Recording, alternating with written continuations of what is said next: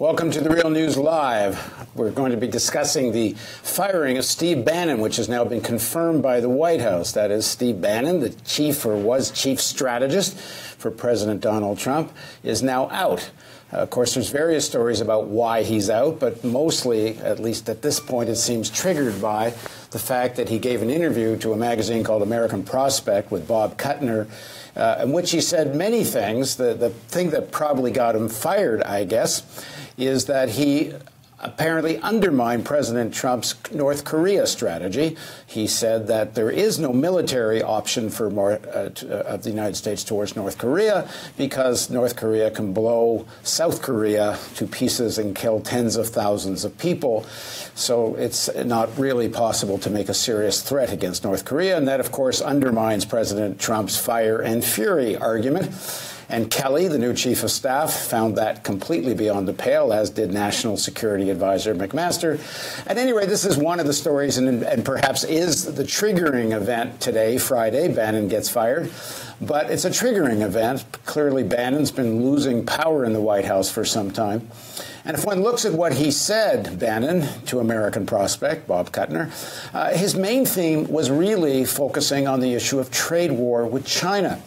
And he seems so happy that in his mind, Kuttner, who's a liberal, a Democrat supporter, Democratic Party supporter in one form or another, who had made some statements critical of the Chinese-American trade relationship. Bannon phones us up thinking he has a like-minded ally on the other side and goes on and on about the need for trade war with China. And let me read to you just what it was that he said. Here's a quote from that interview with American Prospect. Bannon says, "We're at economic war with China. It's all in their literature. They're not shy about saying what they're doing. One of us is going to be a hegemon in 25 or 30 years. In other words, the United States is now the hegemon, but maybe it could be China in 25 or 30 years. He says in 25 or 30 years, it's going to be them or we go down this path. On Korea, they're just tapping us along. It's just a sideshow." He goes on further. "To me, the economic war with China is everything.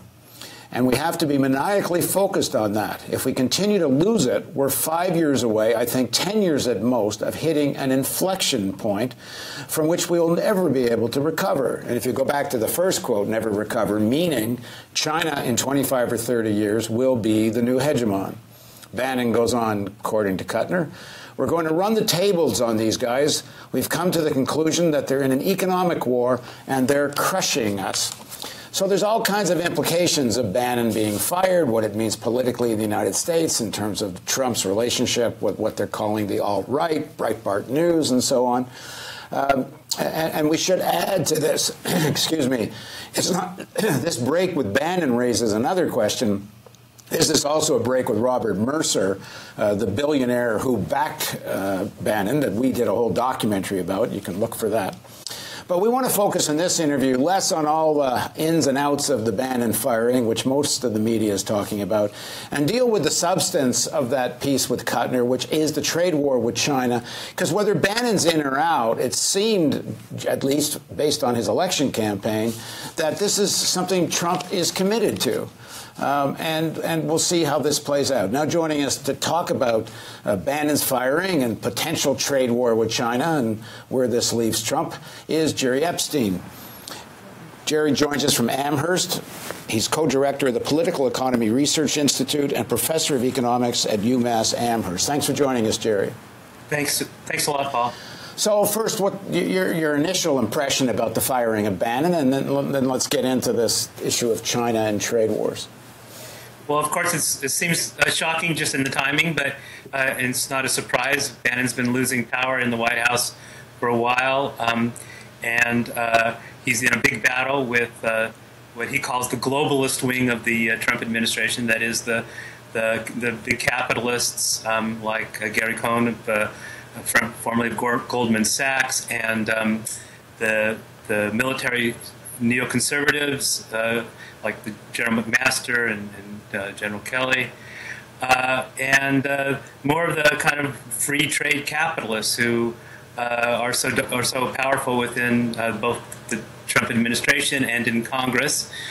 and finance, of course. So there's been a big battle going along for quite a while, and so he was losing out, and so it was not a surprise when he came to give that interview, and after he gave the interview at American Prospect, that maybe he was just looking to get fired. Yeah, it looks like that when he didn't know it was supposedly off the record and so on. I mean, Kuttner makes the point that this guy is a very experienced a media broadcast operative. He makes documentary films. He ran Breitbart News. And the guy knows what he's doing around the media, and if you want something to be off the record, you say so. So he was looking to get fired. This North Korea thing, it seems, in terms of being most provocative, was the most provocative statement to actually directly undermine Trump's statement. Right. But let's get into the China stuff, because that's what he, in the phone call with Kuttner, Bannon's most passionate about, the need for economic war with China, fulfill these promises that Trump's going to bring jobs back to the United States. I mean, how realistic was that ever? I mean, I always thought it was mostly rhetoric for Trump, because it means he's going to take on corporate America. This relationship with China didn't come, you know, out of the blue. It came because corporate America wanted it. And it was always, I thought, a pipe dream that Trump would stand up to corporate America, either on that or even other kinds of issues.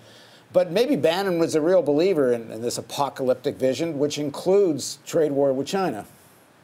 Well, it's certainly the case that if you think about our relations, our economic relations with China, that the big multinational corporations are very thick in their connections with China in terms of importing parts and producing parts either through contract arrangements or foreign direct investment over in China.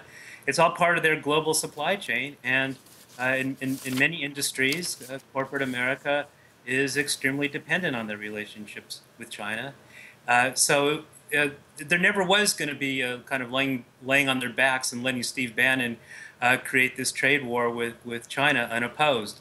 There are real issues there, of course, in our economic relations with China, and the impacts on American workers.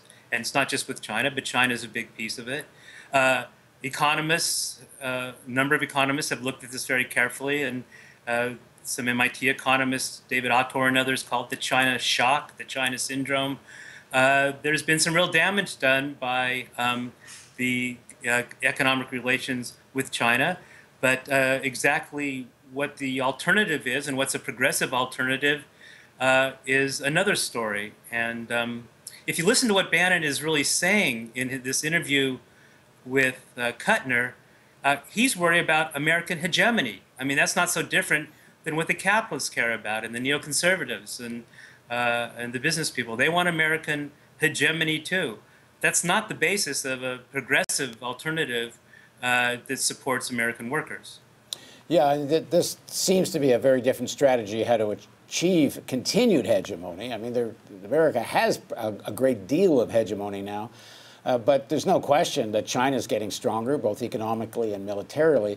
I think it's greatly exaggerated, especially on the military front. I mean, the American military is larger than China, Russia, Europe, and most of the rest of the world put together.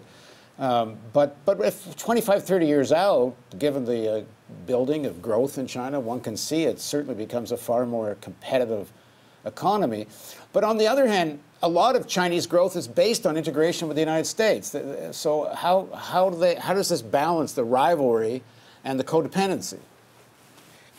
Well, that's a great question. I mean, I think it's clear that American business, they're pushing an agenda that really helps them, and they could, of course, care less about generating more jobs for American workers. So, for example, if you look at the first thing that they're starting to negotiate now with China, it's about trademarks and patents and so forth. So whether they get their fat shares of... Many of whom Trump's daughter quickly received a bunch of trademark and patents that have been held up for quite a while. So there's that too. The old crony capitalism is certainly at play here. This isn't going to help American workers.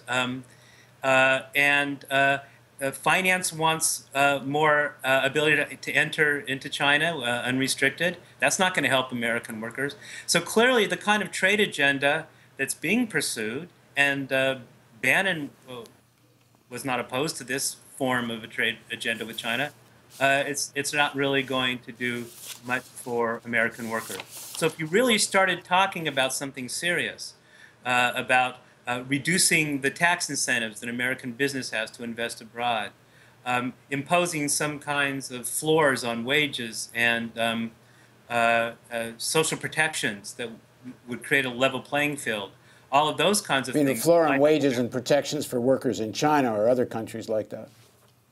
So, or yeah. environmental standards. That's right. Those are the kinds of things that sound like they would protect American workers. But so far, at least, that's not what the Trump administration is proposing.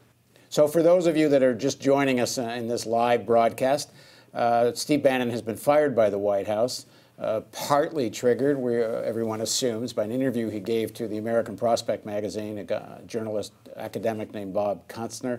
I'm sorry, Bob Kuttner, sorry. And in it, he said various things, including undermining, apparently, Trump's position on North Korea. Bannon said there's no military option for North Korea, which seems an entirely reasonable and obvious statement. I don't know that anyone, including anyone in North Korea, believed what Trump was saying about fury and fire. I mean, he's like trying to threaten nuclear war on North Korea. Everybody knows that's not happening. But in the interview, one of the things Bannon was most passionate about was maintaining American hegemony vis-a-vis China, and the issue of the necessary trade war with China. And so in the interview with Kuttner, there's a section that Kuttner talks about that Bannon's strategy, according to Kuttner, is to launch a complaint under Section 301 of the 1974 Trade Act, which is against Chinese coercion of technology transfers for American corporations doing business there. So, I mean, is this a legitimate complaint that the Chinese are saying you have to leave some technology on the table after you come and make use of our cheap labor? I mean, is that a real issue? And if it is, does doing anything about that do anything in terms of these promises for American workers, jobs and wages? Yeah, well, I mean, there are issues here, and they can cut several different ways. On the one hand, yes, I think it is the case that it is a legitimate complaint by American business to the extent to which China puts up various kinds of protections and requirements on Americans doing business there, and on the other hand, we don't put up similar kinds of protections here. There's an asymmetry there that can be problematic. On the other hand, I think many progressives who've been talking about trade policy in poorer countries for a long time have said, look, if you really want to spread the wealth around the globe to those who have less of it, there has to be some kind of ability for domestic governments in poorer countries to get access to American technology. So I don't think the technology issue per se is a problem. It's the asymmetry in it. What do American workers on this side get from that kind of coercion by the Chinese? And I think that is a legitimate issue. And there are various other kinds of legitimate issues in our relations with China. I mean, they do put up various kinds of trade barriers that perhaps do keep out some American exports.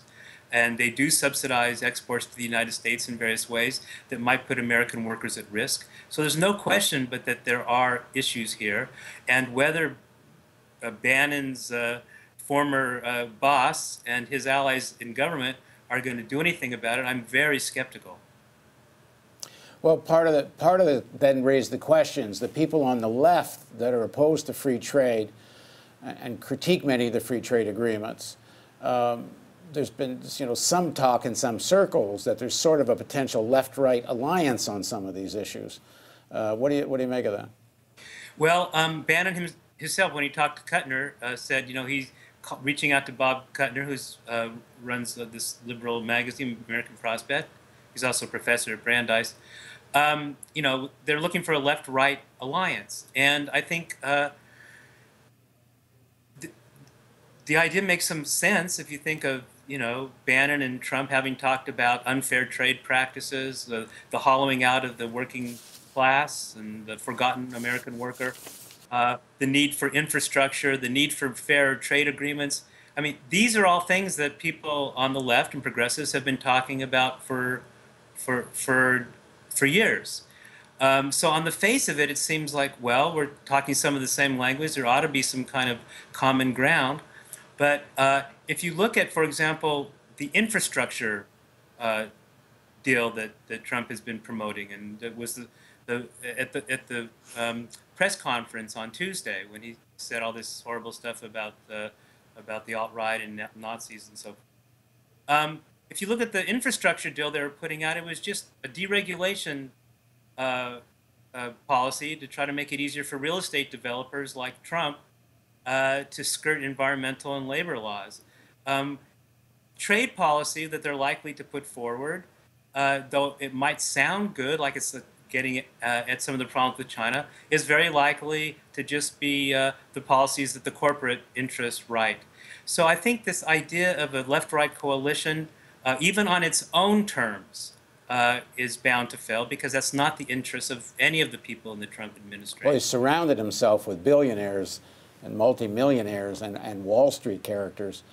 These are not the kinds of people who are interested in anything that's particularly good for American workers.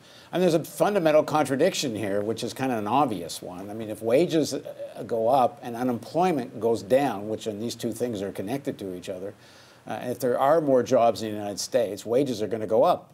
And this is not in the interest of corporate America for wages to go up, although one would think it should be because it would increase demand in the United States. But this is not the way these people think. And so many of these corporations are global now, so American demand for their products is for many of them, not all of them, is a small drop in the bucket. They have a more global view of these things.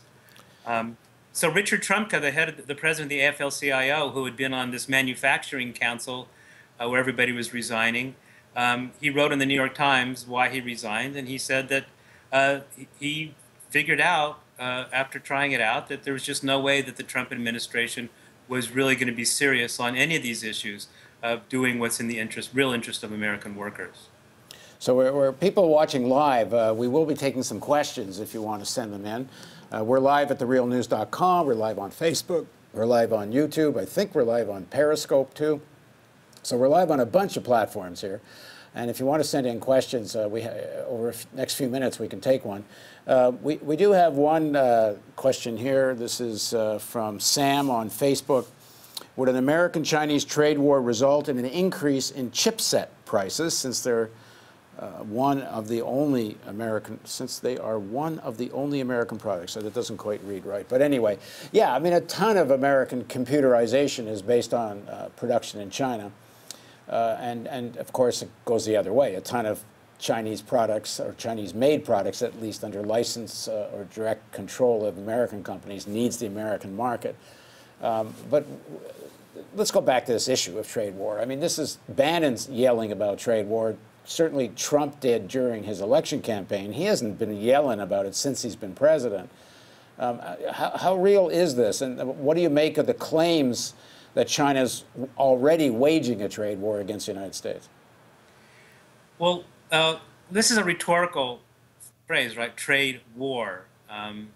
So how about talk about pretty intensive trade competition that is being waged on both sides? And yes, as I said before, the Chinese government has engaged in various kinds of actions, subsidies, various kinds of non-tariff barriers and so forth, which have been, earlier they were doing exchange rate manipulation. They're not doing that so much now.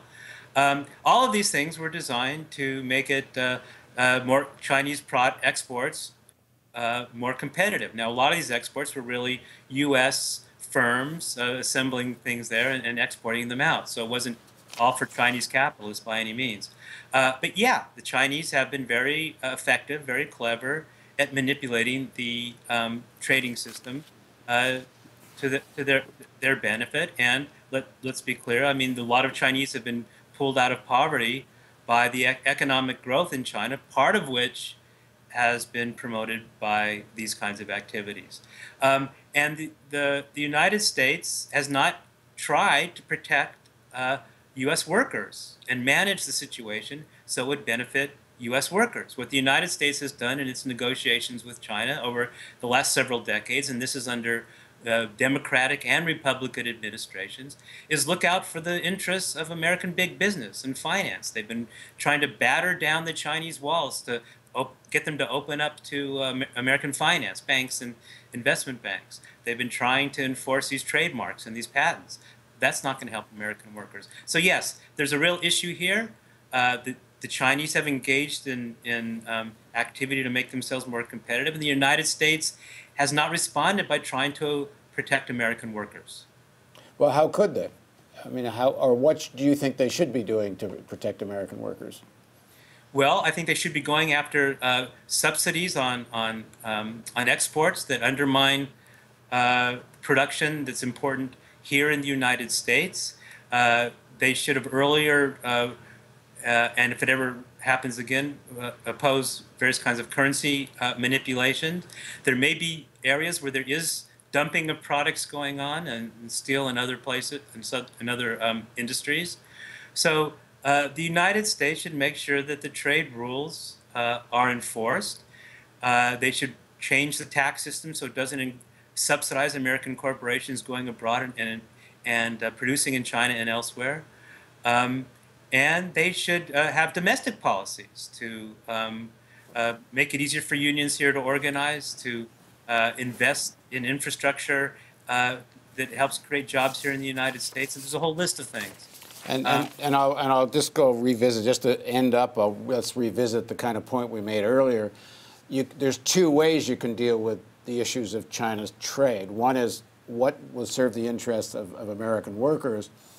And then the other is, and to go back to this quote from Steve Bannon, I read it early on, and some of the people that joined us recently may not have heard it. This is a quote that Kuttner in American Prospect magazine quotes Steve Bannon on the telephone call saying the following: "We're at economic war with China. It's all in their literature. They're not shy about saying what they're doing. One of us is going to be a hegemon in 25 or 30 years, and it's going to be then, or it's going to be we." It's a little, the rest of the grammar is a little weird, but what he's saying is, essentially, in 25 or 30 years, either we're going to continue being the hegemon, or it's going to be China. And so when you start talking about trade war with China, if your objective is to remain a hegemon and weaken the China's growth, that's a very different agenda than what's good for American workers. Exactly. Or is it? I mean, is being the hegemon good for American workers? No, being a hegemon is not good for American workers. And even if it were possible, but it's not possible anymore. Let's face it. Asia is rising. Asia is developing very rapidly. Wages are lower in Asia. Technology is catching up. The period of American quote-unquote hegemony was a very special time in world political economy. It was after the Second World War. All the other countries, capitalist countries, had been devastated. There was a group of other countries that were communist and were not participating in the global economy in this way. The hegemony of America, which had many problems, both for America and for the rest of the world, nonetheless was a very temporary thing. The problem has been that rather than trying to manage the rise of other countries and the relative decline of the United States in terms of its size, and make it so that it operates in the interest of American people living in America, workers and others, the whole goal of American governments in the last 30 or 40 years has been to try to manage it so that they remain a hegemon and they try to promote American business. So look, there's no way the United States is going to be able to maintain this kind of hegemony, and it's not in the interest of America to do so. And with Bannon out, does this change anything in terms of the Trump administration, economic and global policy? It's hard to see. It's too early to tell, but the policies that are still left, you have Gary Cohn, who's promoting this really take no prisoners, pro-Wall Street, anti-regulation policy. You have McMaster and Kelly, or Army generals who are promoting American military hegemony. You might have less explicit alignment with neo-Nazis and racists. That's not clear yet. And you probably will have less explicit tariffs and other kinds of protectionist activities. But I think the basic thrust of the policy, which is to promote American business, undercut unions, undercut anything public that can stand in the way of this pro-business agenda, I think that's going to continue. All right. Well, thanks very much for joining us, Jerry. And thank you all for watching The Real News Live. Of course, you'll be able to watch this full interview later on all the various platforms, but especially at realnews.com. At 2:30 Eastern, which is in about 20 minutes, we'll be going live again with Max Blumenthal. And we'll be talking further about the White House and Donald Trump firing Steve Bannon. So please join us then on the Real News Network Live.